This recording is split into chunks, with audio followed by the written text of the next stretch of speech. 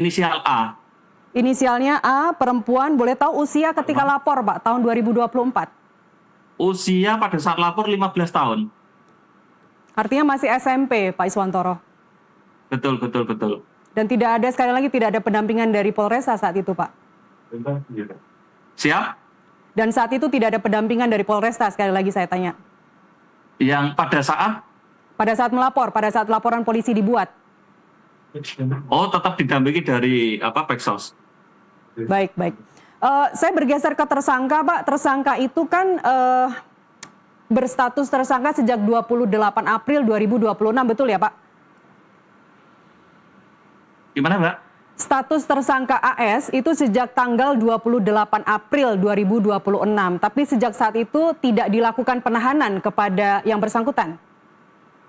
Betul, jadi status tersangka pada tanggal 28 April 2026, betul itu, Mbak? Iya, tidak dilakukan penahanan sejak saat itu, Pak? Pada saat itu memang setelah kita tetapkan sebagai tersangka, kemudian kita memberikan surat penetapan tersangka kepada pelaku ini, kepada tersangka ini, Mbak. Tetapi upaya kita sesuai dengan SOP kita bahwa kita harus melakukan pemanggilan. Demikian, Mbak. Baik, itu yang menjadi pertimbangan penyidik ya, tidak dilakukan penahanan saat itu juga, tapi kemudian akan dilakukan pemeriksaan pada tanggal 4 Mei seharusnya kemarin sebelum akhirnya mangkir. Oh betul, Mbak. Jadi baik. Pak Iswantoro, boleh dikasih pelajaran hukum, Pak, kepada kami, Pak, bahwa ini kan tersangka kemudian mangkir saat pemanggilan pertama ya, pemeriksaan pertama. Ada indikasi obstruction of justice di sini. Bagaimana akhirnya nanti ini akan memperberat kasus yang bersangkutan? Betul, Mbak. Jadi dengan adanya mereka melarikan diri, ini akan memperberat dalam nanti mungkin dalam putusan pengadilan. Demikian, Mbak. Baik. Ada dugaan suap juga, Pak, kepada korban, ada upaya damai, kemudian juga kuasa hukum korban. Kuasa hukum korban juga diiming-imingi uang sampai ratusan juta, bahkan sampai 400 juta rupiah. Ini isunya seperti itu. Dari kepolisian juga sudah mendengar itu ya, Pak?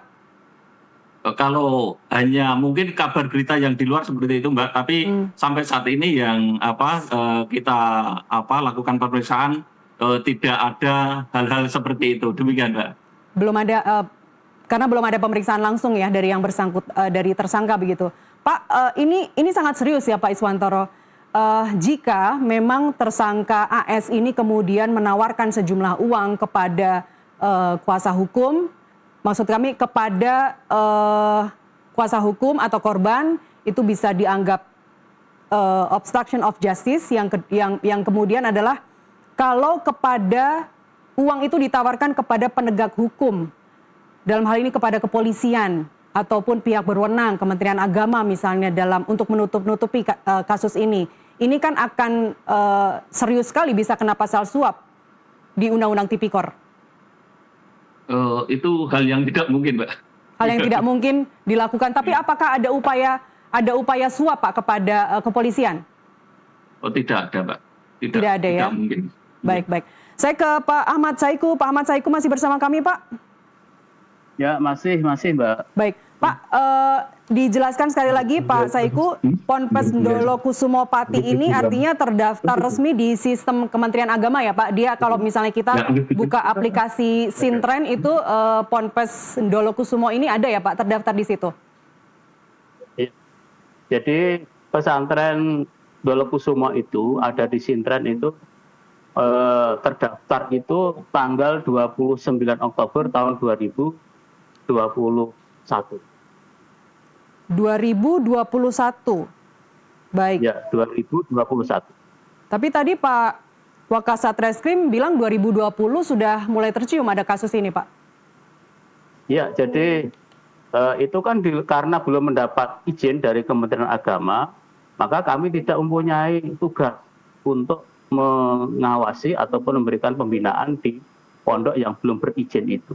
Jadi sebatas yang kami lakukan itu adalah ketika pondok itu sudah mempunyai izin operasional, baru kami melaksanakan tugas dan fungsi kami di pondok pesantren.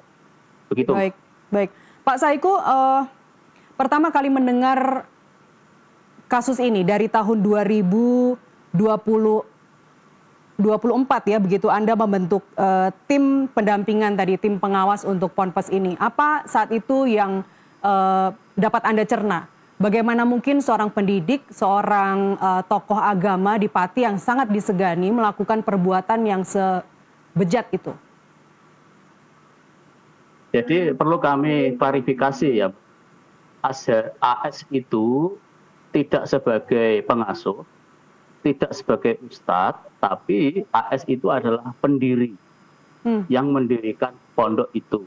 Jadi waktu pendirian untuk izin operasional itu memang tertulis AS. Baik, dan dia juga bukan seorang tenaga pendidik, bukan guru. Bukan guru, bukan ustadz, bukan kiai, bukan pengasuh. Bukan kiai ya, tapi yang memanggil kiai kepada AS ini berarti hanya pengikutnya saja, Pak ya? Iya, iya. Sebagai warga Pati, Pak Syahiku, sebenarnya bagaimana masyarakat sekitar, tetangga sekitar Ponpes bergaul dengan AS ini? Jadi termasuk hasil dari pendampingan kami mulai tahun 2024 itu, memang kami banyak menanyakan tentang profil dan juga komunikasi Pak AS. Ternyata Pak AS itu orangnya adalah tertutup. Tertutup, jarang bergaul dengan masyarakat sekitar.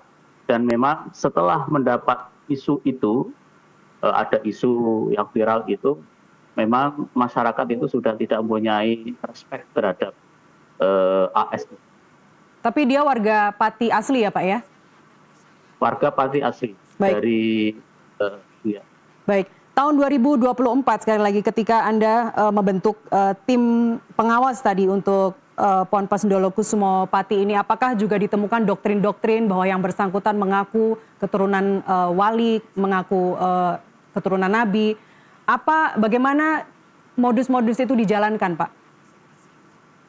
Jadi hasil pendampingan kami itu tidak sampai sedetail itu. Tidak sampai sedetail itu. Mengapa demikian? Karena Pak AS itu tidak tercatat sebagai kiai, tidak tercatat sebagai ustadz dan lain sebagainya. Jadi kalau ada informasi yang seperti itu ya kami tidak mengetahui. Yang jelas untuk ustadznya, untuk kiainya itu masih wajar-wajar saja, normal-normal saja. Itu secara umum tidak terjadi persoalan. Baik, dan kiai-kiai yang Anda sebutkan itu sampai sekarang juga masih melakukan atau masih mengajar ya Pak secara online? Ya, masih mengajar, guru itu. Baik. Masih mengajar. Baik, artinya hak dan kewajiban santri atau murid dan juga pengajar itu masih terpenuhi semua dengan adanya kasus ini? Ya, masih terpenuhi semuanya. Baik.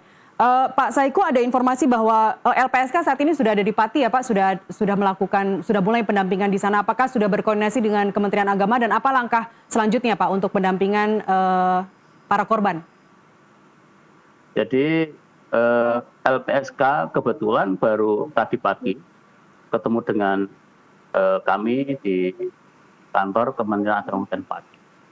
Dan memang rencananya ini kan sudah masih kami buka terus itu, pengaduan itu kami buka terus. Harapan kami nanti itu akan didampingi oleh tim dari LPSK, biar tidak ada ketakutan dan lain sebagainya. Apakah juga Kemenak dan juga LPSK juga mendorong mereka untuk bersuara, untuk akhirnya mengaku atau menceritakan apa yang terjadi sesungguhnya selama belajar di Ponpes? Ya, jadi termasuk hari Selasa besok itu kami ingin menggali, karena kami juga nanti dengan psikolog itu menggali, ingin bagaimana supaya santri itu terbuka apa yang dialami selama ini yang ditutup-tutup gitu. Harapan kami kalau memang kami dampingi, harapannya itu nanti santri itu akan lebih terbuka untuk menyampaikan apa yang terjadi ketika ada di pondok. Ya, karena kabar simpang siur Pak Saiku, ada yang mengatakan sudah ada 30 yang mengaku, ada yang mengatakan 50. tentu kita tidak ingin angkanya sebanyak itu begitu. Kasus terakhir kekerasan seksual di pondok pesantren atau di sekolah agama di Bandung itu saja korbannya hanya 15 dan mendapatkan hukuman mati begitu. Saya ke Pak Wakasat Reskrim, Pak Iswantoro. Masih bersama kami, Pak?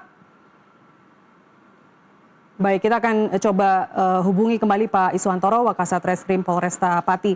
Saya kembali dulu, saya sambung dulu ke Pak Saiku. Kabarnya ini mayoritas murid atau santri di Ponpes Ndolokusumo ini yatim piatu, betul ya Pak? Ya, mayoritas yang ada di Ndolokusumo itu adalah yatim. Ya, jadi ada 48, Mbak. Ada 48 yang yatim itu ya. Yang yatim piatu ada 48 dari 250 tadi. 48 dari 252 santri ya. Betul. Baik. Mohon maaf, kemudian operasional mereka Pak sehari-hari siapa yang akan menanggung? Jadi operasional sehari-hari para santri itu memang banyak donatur ya. Donatur semuanya yang masuk di sini. Jadi memang mayoritas yang mondok di pesantren itu memang gratis. Baik. Dan Kementerian Agama memastikan ya Pak, meskipun kasus ini begitu viralnya, begitu meledaknya saat ini, donatur tersebut tetap tidak akan memutus begitu donasi-donasinya. Ada jaminan dari Kementerian Agama untuk itu. Baik. Pak Syaiku, saya harus sampaikan bahwa banyak pihak saat ini yang menilai pengawasan dari Kementerian Agama lemah karena kasus ini dilaporkan sudah sejak 2024 dan tadi juga Anda sudah sampaikan sudah membentuk tim begitu, tapi baru ditindak tegas sekarang.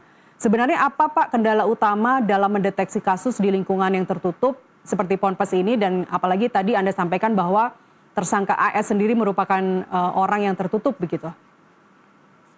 Jadi yang kami lakukan saat ini sesuai dengan tugas kami. Jadi kalau ada yang menyampaikan kami kurang maksimal, itu perlu kami klarifikasi ya. Karena mulai tahun 2024 itu kami sudah turun, kemudian kami sudah pendampingan, dan kalau sudah pada ranah hukum itu kan ranahnya penegak hukum itu ya, sampai tahun 2026 ini. Jadi ranah kami, Kementerian Agama itu ya hanya pendampingan saja, memberikan pendampingan, pengamatan, evaluasi dan sebagainya.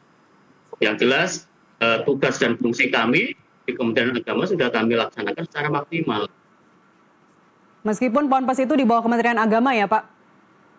Iya. Baik. Ada rencana untuk melakukan audit rutin Pak atau screening latar belakang misalnya bagi pendiri pondok pesantren, bagi pengasuh di wilayah Pati khususnya untuk mencegah kasus ini terulang atau mungkin terjadi di lokasi yang lain? Oke, jadi ini kami akan mengoptimalkan apa yang namanya Satgas ramah pesantren ramah anak. Jadi kami di tingkat kabupaten itu sudah membentuk Satgas pesantren ramah anak ya. Kemudian di dalamnya itu memang ada bidang-bidang yang memang menangani masalah pelecehan seksual.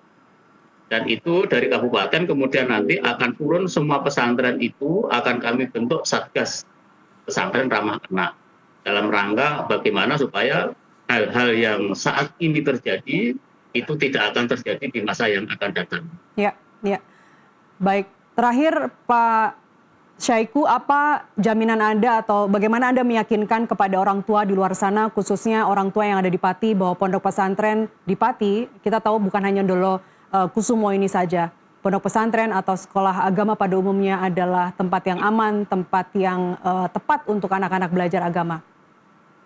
Ya, jadi memang pesantren itu kan sarana untuk pembentukan karakter anak ya. Ya. Maka kami yakinkan kepada masyarakat, utamanya masyarakat Pati, insya Allah itu tidak akan terjadi lagi di Pati.